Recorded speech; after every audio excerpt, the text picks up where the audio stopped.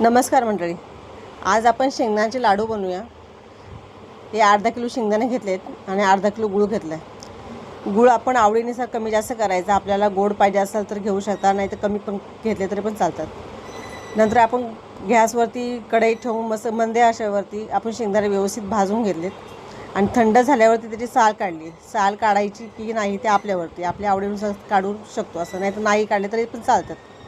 आणि नंतर आपण मिक्सरमध्ये शेंगदाणे बारीक करायचे आणि नंतर गूळ टाकायचं त्याच्यामध्ये। तो गूळ मी थोडासा हाताने एकजीव करून परत एकदा मिक्सरवरती फिरवायचं, म्हणजे ते सगळे व्यवस्थित मिक्स होतात। आणि नंतर आपण त्याचे लाडू बांधणार आहे।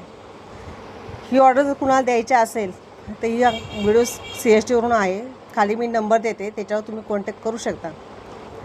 आणि आपण व्यवस्थित लाडू बांधूया।